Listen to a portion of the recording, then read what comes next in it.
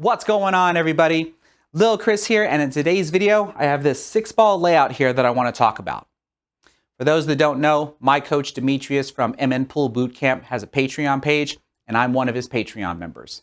If you haven't checked it out by now, I'll put a link down in the description below. Be sure to check it out, and then also consider becoming a Patreon member as well, so that way you can have direct access to Demetrius and his knowledge, as well as be able to interact with the other Patreon members, such as myself. Now, on his Patreon page, he posted about this layout. Here's a picture of the layout if you want to be able to copy it and try it out for yourself. And I do believe the origin of this layout was that one of the other Patreon members ran into this layout during a league match. And Demetrius wanted to know from the other Patreon members how they would actually try to run this out. With Demetrius's permission, I was able to make this YouTube video, so I copied the layout and asked on my YouTube community page as well as my Facebook page how everybody else would run it out. And the vast majority of responses that I've seen all came up with the same solution. And then only a few people came up with another solution. And what I'd like to do today is go through both of those solutions, tell you what I think about them, and which one I like the most. So let's get started. So here's the first solution that the vast majority of you suggested. I'm going to go through it, and then I'll talk about it.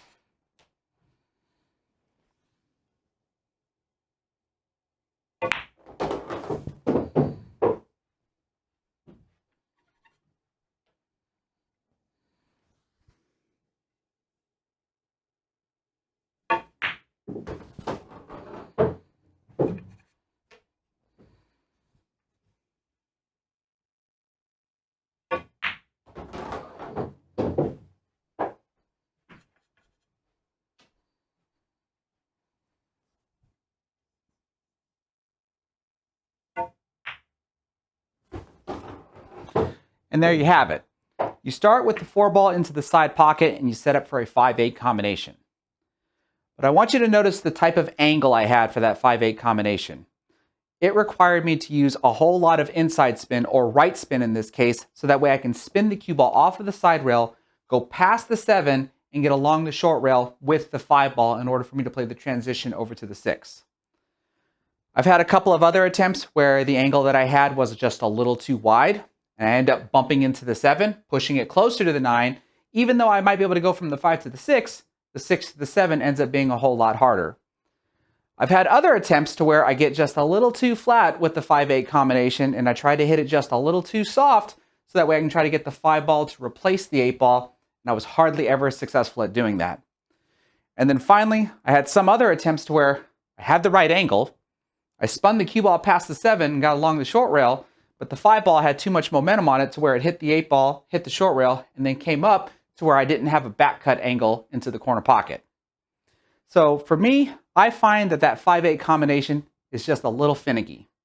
But if you actually land the good angle and actually hit the combination correctly, then you should be able to run out just like I did. Now, let's have a look at that other solution. And now for the second solution. Let me go through it, and then I'll talk about it.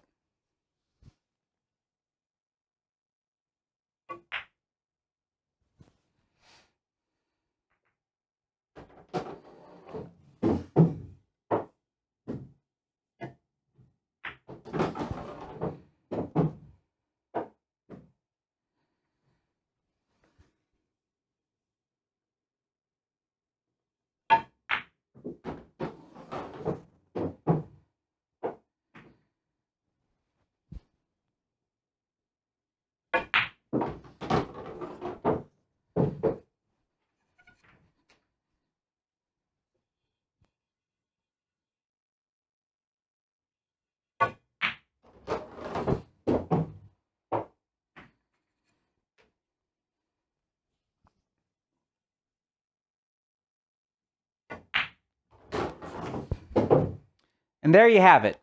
Instead of starting with the 4-ball into the side pocket and setting up for that 5-8 combination, just go ahead and play the 4-8 combination. I found it to be easier to play the 4-8 combination and set the 4-ball up in such a way to where you can just crawl up the side rail and have some sort of shot on the 5 in order to be able to transition to the 6. Now, having said that, there were a couple of times where I did play the 4-8 combination a little too hard, and what would happen is the 4-ball would pass the point of the corner pocket, and it would be really difficult to try to transition from the 4 to the 5 at that point. But between the two, I find the second solution to be easier.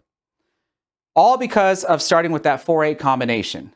And also, none of the transitions that I had to play in the second solution required a whole lot of side spin. Whereas in the first solution, to play the 5-8 combination required a lot of inside spin so I can pass the 7 without touching it in order to be able to shoot the 5-ball into the corner pocket and then transition to the 6. And because of that, that's why I favor the second solution. Of the two, which one do y'all like? Let me know in the comment section below, and then let me know, what do you think of this format? Is this something you'd like to see more often? And before I go, don't forget to check out Demetrius's Patreon page. You'll find the information down below. And if you haven't done so already, please give this video a thumbs up.